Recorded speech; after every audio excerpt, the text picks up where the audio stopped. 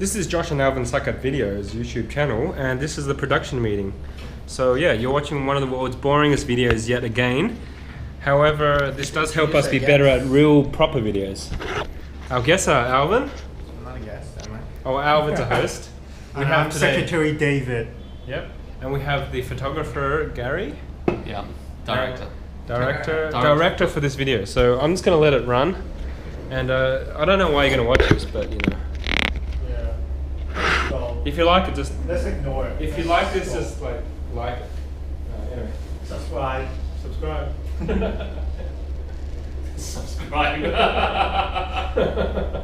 Right, okay.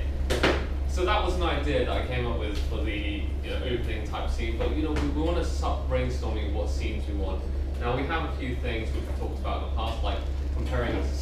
We talk about what we want to achieve. Let's work backwards. So we want to have an educational video, but it's also funny, informative, and also review this one product. So it's kind of like a few things we want to accomplish in these two videos. It's like a kind of education on flash photography, a review of the product, and some humor mixed in, and a bit of entertainment. I'm putting notes by the way. Okay. So maybe if we work backwards from there, we can, what we want to achieve, we can think about all the in-between stuff, and how we're going to achieve that. Okay. What do people usually try to do in these like really bright environments or really dark environments? Is that something So like in really bright environments, we have this thing, we need a really powerful flash, what we call overpowering the sun, which means we underexpose the ambient light. Basically we underexpose the ambient light, so we have them after like F22 or something like that, to really turn the bright sky into dark, and then we pump flash into our subject, so you kind of make the sun into like a star burst thing. I don't know how to describe it. Yeah. So Imagine that's something only possible with this, right? well, look, there is a time when I did it when I strapped on 3 of these and I had it close enough it would work. But it is quite simple to demonstrate that sometimes photographers need a bit more power. Power. Yeah, I think this is like what is the average crappy shot that people get? Do you need to highlight that or no? You think people watching this will already get I that? think we talked about this before. The pitching of this. This is the look, by the way. Oh yeah, that's true. The pitching, this is like we. This one's kind of the look. See how the main light, even though it's bright, the main light's coming from the side, which is not actually the sun. Yeah. I know the photographer who took that, by the way. That's Wayne Yuan. That's how much I know Wayne. That's actually a good example too. Like it's got a look because it's actually full daylight outside. But look how dark it is. I think. But that's F22, right? Well, I don't know. Mate, look at the halo effect. That's clearly Photoshop. Look around the head. It's all bright around the head. That's Photoshop. Yeah, probably. But this is the look we do. This is the look. See where the sun turns into a star. That typically is like F22. This is the look. Yeah. So that's really, really bright and sunny. But it kind of looks like dark here. Yeah. Okay. That's all. So you turn daylight into night. So big flashes are used of 2 things. They turn darkness into lightness. So if you work We should write that down. Turning daylight into night. Flashes are used for 2 things. They use daylight into night, and also nighttime into day. That's what it's used for. That's good. That's good. We need to. These are good things we need to actually mention. So you could, for example, use a daylight, really bright sunny day, and you take a photo to make it look like nighttime, like dawn. Or you can use it like in a very dark, in a dark big room where a normal flash just wouldn't really cut it. A normal flash would go to this distance and everything else would still look dark, but a big flash would, blow it out big time.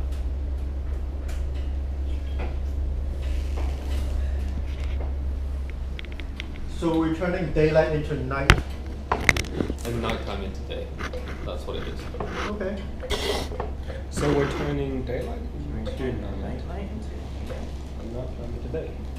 And believe me, when it comes to the photography bit, this is like, the way I envisage this day is like half of it is like messing around doing photography, and the other half is actually, like shooting the video, because, we need to shoot some pictures.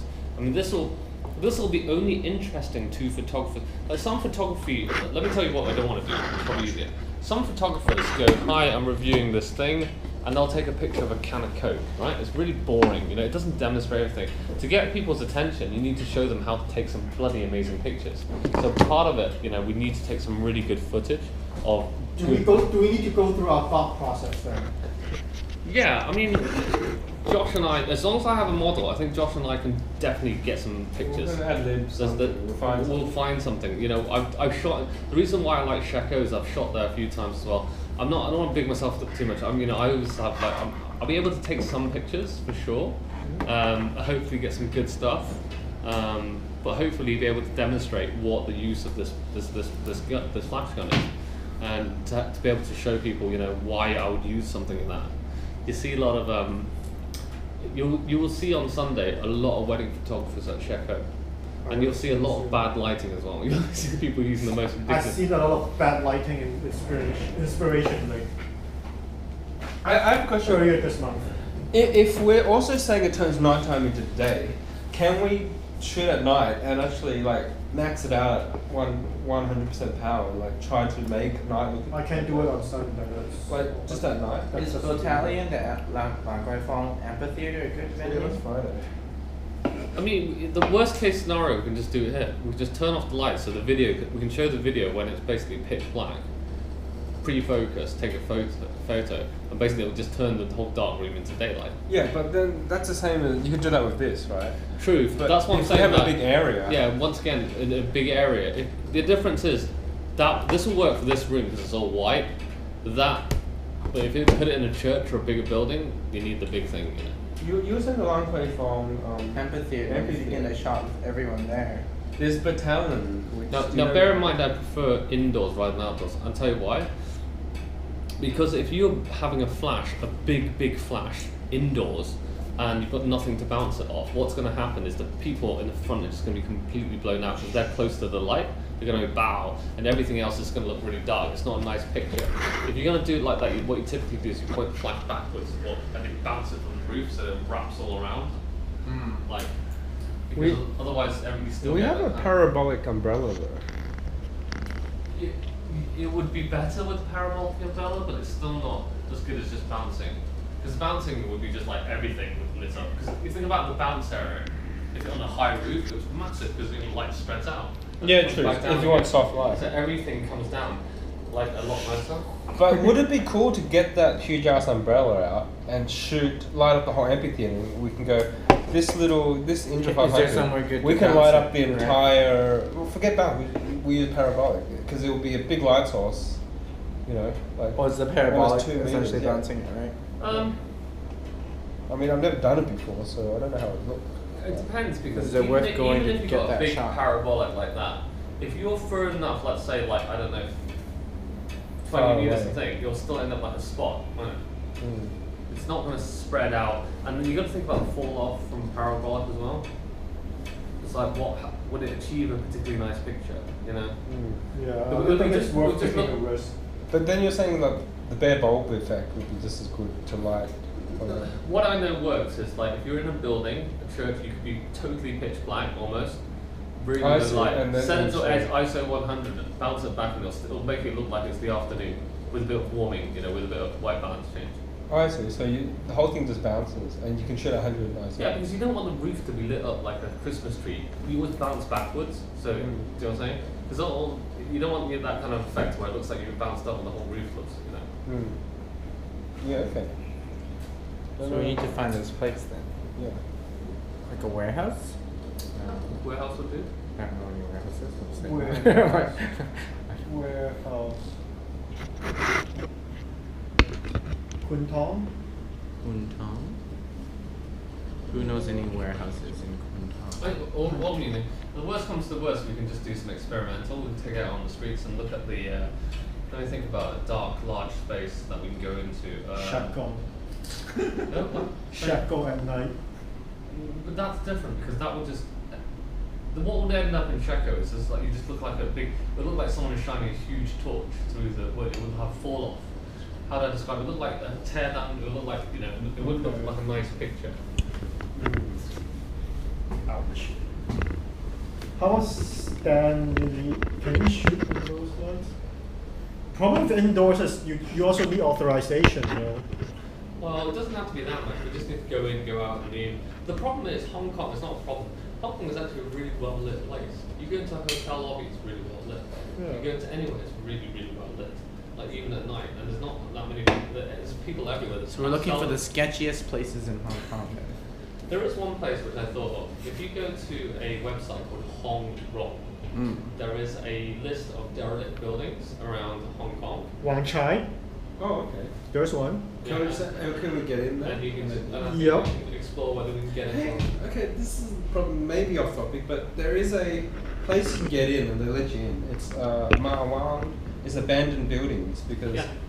Mawa, I've been there with Okay, well, my ex-girlfriend before. it's cool to go shoot there because you can go in and it's just abandoned. Even at nighttime they'll let you in? Abandoned buildings like But this, who's letting you in? you can just walk in. It's like Abandoned buildings like that would be great. it's like it's I don't know. It's like And a this is street, the but no one lives outside. there. It's kind of weird. I went with the photographer's group. We went to shoot there. I was shooting things like this. Batteries running out. The whole album is Battery's like similar running stuff. out. I'm sorry, Josh. This video might be cut short. Is that with the torch or? If Yeah, we can get to the air. or something like this. Hmm? Or something like this. Yeah. Long exposure or? We Which can one? get to into an airport hangar with a jet. So, okay, so But this one is a long exposure. It's kit lens plus. No, plus. you're being. Are you setting up but the you're using photos? photix lights then. You're I setting up know. the photos. You're setting up this. Totally This is josh.can'tfocus.com. It's like very anti. I feel like you're the sort of person that would have sex and then stick one of those behind. Hold on, honey. This is with flash. Like the on Hold camera. on, David, 2 steps back.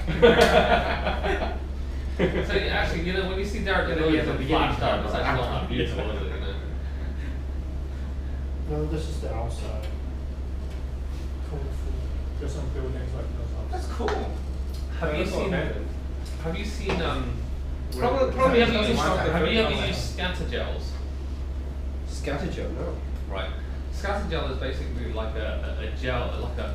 If you have a big studio light, you put like a piece of like almost like transparent film on top, like a plastic, and it's got little dots of black. So it creates the effect like you're shimmering light using a flash. Cool. It's you can't use that. You can't do that with small flashes. I just thought about that. Shatter gel. Scatter gel. Scatter. So it's like a light modifier, but it's used for effects. Limitations of small flashes. Oh, right. Is that how they do it? That's cool. Kind of off topic once again. So okay, apart from the opening, we haven't really thought about any other scenes. We know 2 things. We know that we're going to do the opening. We know how we're going to do a model-y shoot on the beach, overpowering the sun. We know that we're going to do a little light review on the thing. But let's talk about the light review. Because the first thing we're going to shoot is probably actually the Like close-ups photos of Mawa, of yeah. the actual product. We're going to be here, we're going to wait for people and to turn up and get makeup ready. So we might as well just shoot at the beginning the actual. Should we review have thing. makeup getting done and then we're reviewing the product? We'll Very start nice. on these things. Yeah.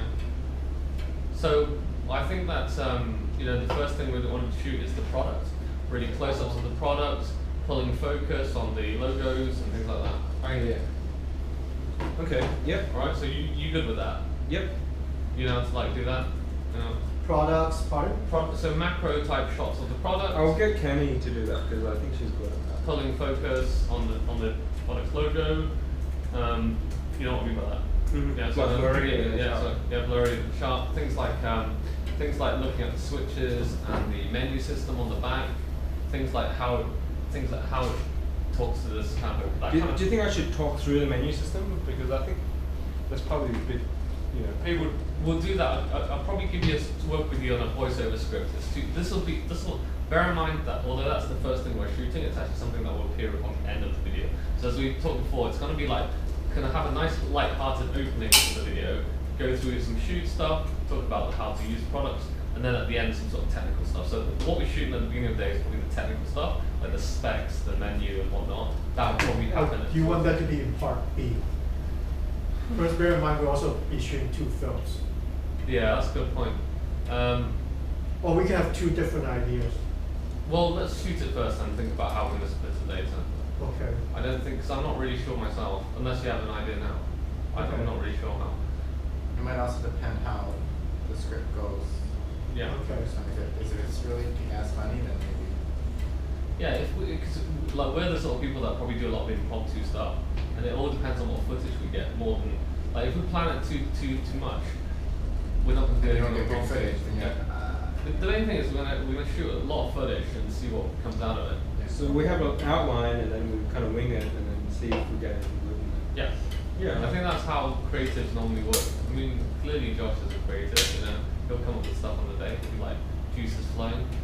Yeah. Yeah, I think so. When do we start this? I don't want to start too early because I never do well when I start early. 11 o'clock. 11 to 5 is where. 11 o'clock is probably a good time, I would say. 11:30? We'll say 11, and I think people will just rock it, especially models, people and makeup artists. Hong Kong is like the king of form failure / Xilo. I mean, I live 15 minutes. I'm like, you know, I live 15 minutes away from this house, so I've got no bloody excuses. You can call me up and scrape me out of bed, I'll be here. I think that we need to do a bit, we need to budget, let's say, the time.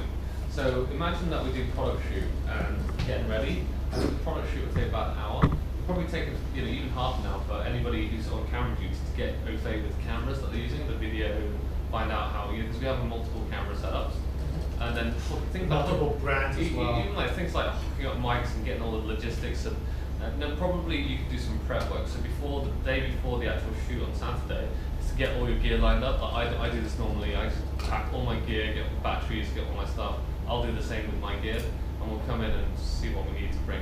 So we don't want to take anything that we don't need to take, but we need to take enough that if anything breaks, we've still got backups. I can get here early on Sunday, but I don't think I would have the available the day before. Right.